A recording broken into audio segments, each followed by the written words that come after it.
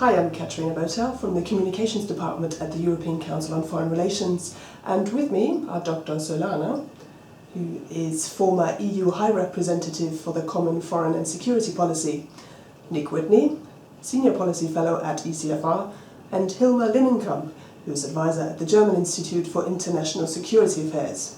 We will be speaking about a report all three of you were involved in, which is called More Union in European Defence. In the report you mention that the time has come for a European Defence Union. What should this union look like? I think the idea of a defence union is fundamentally I want to disabuse any suggestion that it's some sort of Brussels plot to create a European army. It's about Europeans integrating their defence efforts and quite possibly their armed forces to a much better extent, so that as we all face these economic pressures, which are a fact of life across the continent at the moment, we can nonetheless, hopefully by spending our defence money better, get more capacity out of it. This is in many ways not a new song. The three of us in previous lives have been singing it for a decade, for more than a decade. Our hope with this report is that maybe, with Ukraine, with ISIS, maybe this is a moment when it's possible to shift the debate on, and well, not just the debate, but shift the actuality of how we do defence in Europe. A few steps forward towards greater cooperation, more integration. In a recent visit to Brussels, Samantha Power, who is US Ambassador to the UN, she warned NATO members to halt their, quote, dangerous defence cuts. Do you agree with her? Well, I agree on the content of the speech.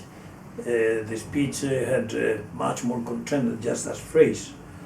But it's true that the expenditures in defence have been going down everywhere, including the United States and Europe, and that's due to many reasons, but particularly the crisis. I think the economic crisis has had an effect on the expenditures on defence, and I think an effort has to be made to recover that, to recuperate that. Now, the situation in which we are living is a situation we are surrounded by difficulties, by potential conflict, by real conflicts in Europe. And therefore the question of security, the question of defence has to come up to the higher level of priority. And that includes not only money, includes doing things better and doing things differently. The crisis of today, the challenges of today are not the same as the challenges of a few years ago. And therefore we have to adapt ourselves also to the new challenges. But in a general sense, the speech is a very good speech, and he or she talks about the UN peacekeeping operations, and as you know, that is a purpose more for the European countries, which have been more active historically in that type of operations.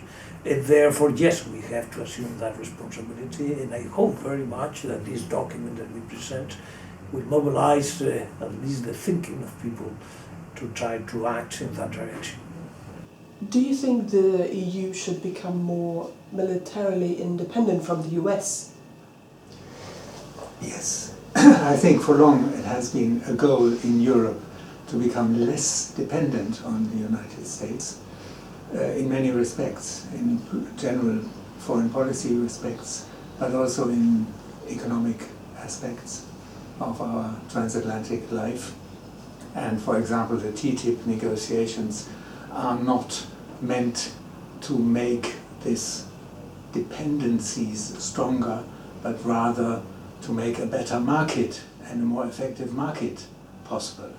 So I do think indeed that to become less dependent on the United States is an objective for the European Union, also in the area of defence, but not to the effect that we would sort of put the X on NATO.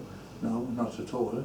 It should be a good process towards a better, a more forceful contribution of the Europeans in NATO, but also a contribution of the Europeans to their own foreign policy and security policy goals.